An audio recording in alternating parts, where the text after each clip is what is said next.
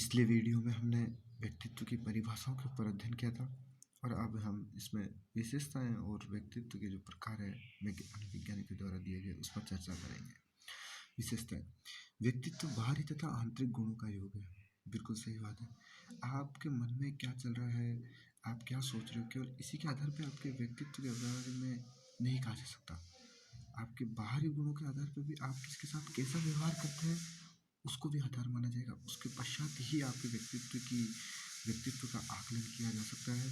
केवल आप क्या सोच रहे हो या आप किस पद पर हो, किस प्रकार का व्यवहार कर रहे हो, उसके आधार पर ही आपके व्यक्तित्व का आकलन नहीं किया जा सकता। दोनों ही प्रकार आंतरिक और बाह्य गुणों का योग होगा या उनकी तुलना के आधार पर ही आपके व्यक्तित्व का आकलन किया जा सकता है।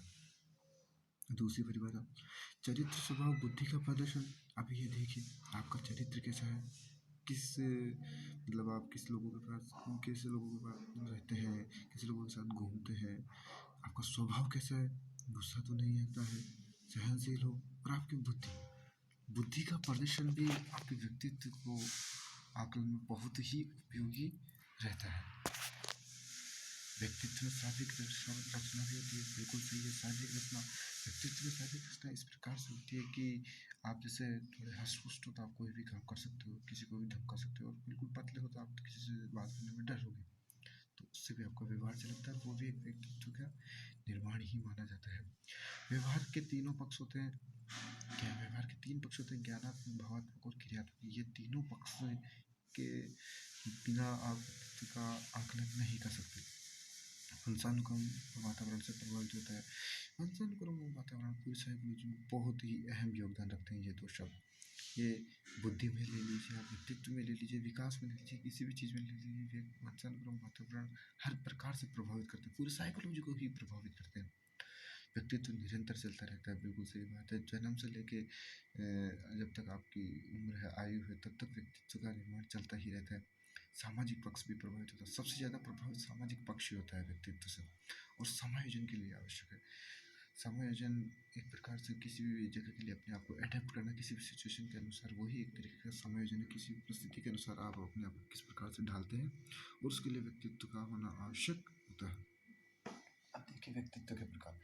व्यक्तित्व के प्रकारों में ऐसा है, अनेक अलग अलग मनोवैज्ञानिकों ने अपने अपने आधार के अनुसार, अपने अपने विचारों के अनुसार व्यक्तित्व को बहुत ही प्रकार से बांटा गया है। सबसे पहले हम बात करते हैं हिप्पोक्रेटस की।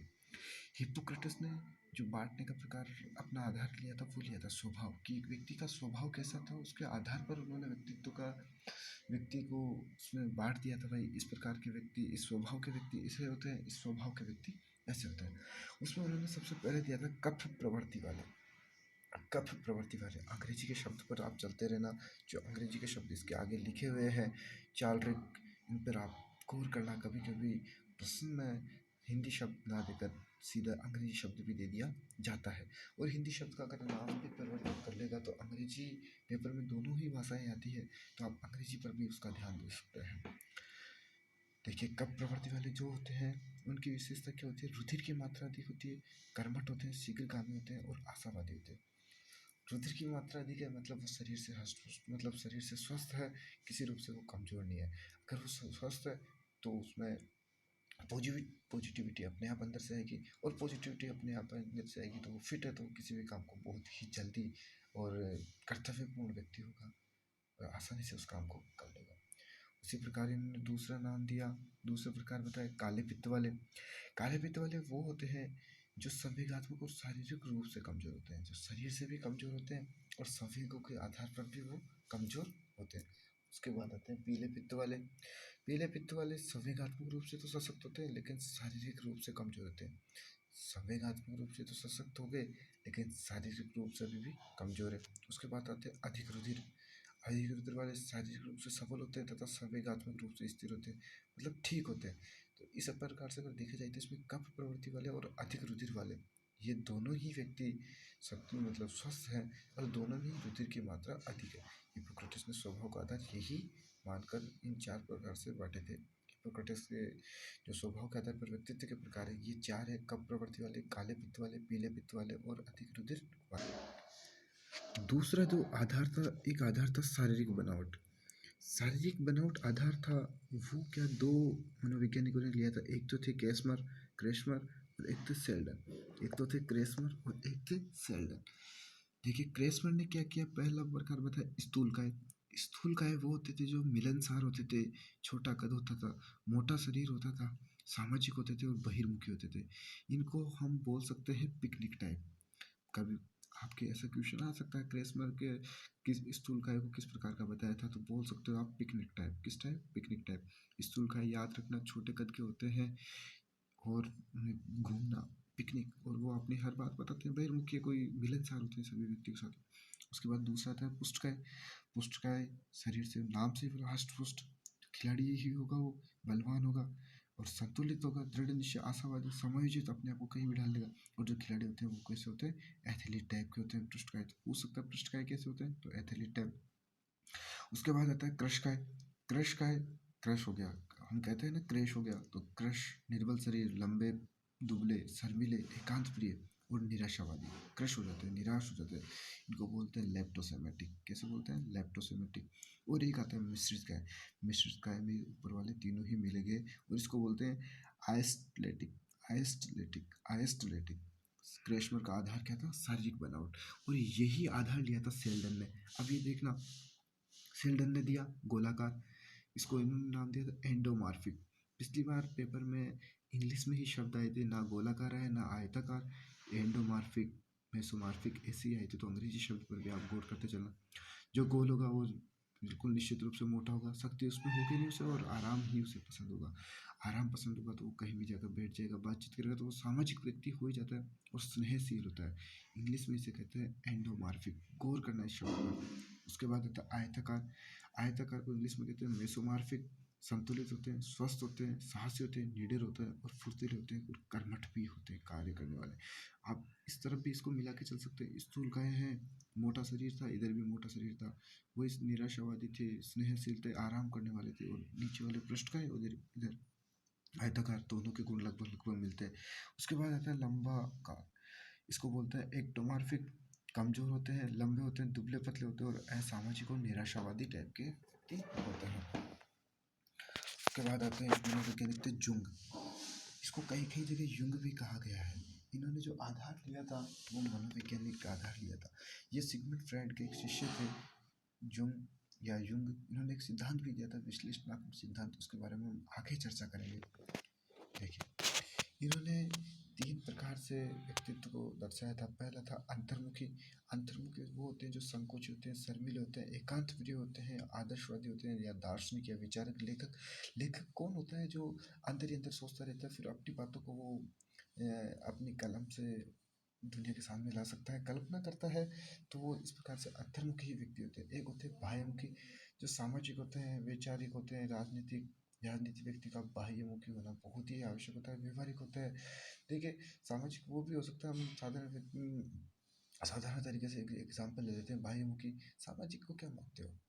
अपने गांव में नॉर्मल कोई भी शादी फंक्शन होता है, पुरस्कारी वाला नाम सुना आपने, तो पुरस्कारी करने जाता है, वो एक समाज का ही कार्य है। और बाह्यमुखी हर कोई व्यक्ति पुरस्कार नहीं कर सकता है। एक साधारण एग्जाम्पल आपको समझाने के लिए, राजनीति करने के लिए आपको बाह्यमुखी होना आवश्यक होता है, विचार होने आपके पास बहुत जरूरी है। उसके बाद जो तीसरा प्रकार था वो था उभयमुखी। उभयमुखी का मतलब है उसमें अंतर्मुखी के भी गुण पाए जाते हो और बाह्यमुखी के भी गुण पाए जाते हैं। देखिए अब आगे एक मनोवैज्ञानिक आते हैं स्प्रेंगर। स्प्रेंगर ने अपना जो आधार माना था वो इनका आधार था मूल्य व समाजशास्त्र। हाँ मैं आपको बताना भूल गया, जुंग ने जो आधार माना था, इन्होंने मनोविज्ञान को आधार माना था। मनोविज्ञान के आधार पर ही उन्होंने उस चीज को, व्यक्तित्व का प्रकार बताया था। जुंग ने जो प्रकार बताया उसमें सबसे पहला सैद्धांतिक थ्योरेटिकल।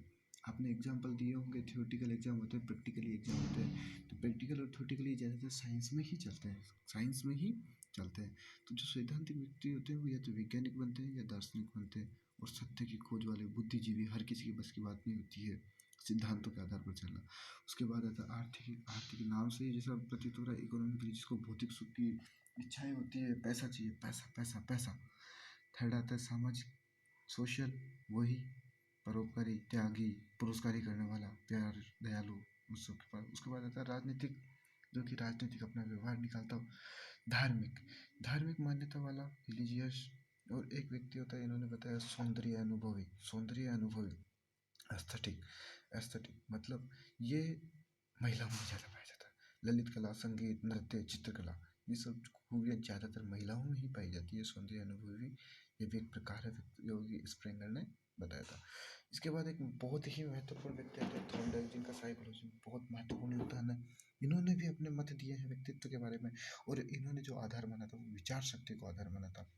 विचार शक्ति, अब देखिए इन्होंने 3 प्रकार के बताए। एक तो प्रत्यक्ष विचारक, डायरेक्ट, घटनाओं का प्रत्यक्ष अवलोकन करता है, जो सामने हो रहा है उसका तुरंत अवलोकन कर सकता है। एक होता है स्थूल विचारक, उसमें भी अपना लाभ और हानि दृष्टिकोण देखता है, ये जो कि बढ़िया, जो कि व्यापारी होते हैं उसमें ये ज़्यादा है। व्यापारी के जो व्यक्ति होते हैं वो इसी प्रकार के होते हैं। एक होते हैं सूक्ष्म विचारक, जो कि तर्क वितर्क करते हैं।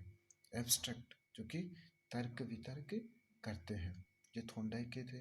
विचार शक्ति के आधार पर विचार करने वाले, प्रत्येक विचार जो घटना को देखकर तुरंत अवलोकन करता है, जैसे कि इन्वेस्टिगेशन करने वाले पुलिस वगैरह। उसके बाद आता है स्थूल विचार, लाभ हानि। लाभ हानि कौन सोचता है? व्यापारी ही सोचता है। उसके बाद है सूक्ष्म विचारक, जो कि तार्किक रूप से इस चीज़ को सोचते हैं, तर्क वितर्क कर कर। वो सभी तो थे विदेशी दृष्टिकोण। अब भारतीय दृष्टिकोण के आधार पर भी व्यक्तित्व के बारे में बताया गया है। भारतीय दर्शन, सबसे पहला भारतीय सत्व गुणी, सत्व लघु प्रकाशम, यह एक कहावत है सत्व गुण के बारे में। सत्व लघु प्रकाशम, सत्व गुण में कौन सी विशेषताएं पाई जाती है? उच्च आदर्श, एकाग्रता, आध्यात्मिकता और नैतिकता। उसके बाद आता है रजोगुणी। रजोगुणी में पाई जाती है चंचलम च रजम, चंचल, कुछ अवगुण और कुछ गुण। कि जो व्यक्ति चंचल होता है उसमें यह नहीं कि वो सब गुणी गुण होते हैं, उसमें कुछ अवगुण भी हो जाते हैं। उसके बाद आती है तमोगुणी। तमोगुणी में वर्णम एवं तमो, आलस्य, क्रोधी, तामस प्रवृत्ति। तम को हम बोल सकते हैं तामस प्रवृत्ति। तामस प्रवृत्ति होती है जो क्रोधी होता है, और जो क्रोधी होगा उसको नकारात्मक दृष्टिकोण तो स्वाभाविक है।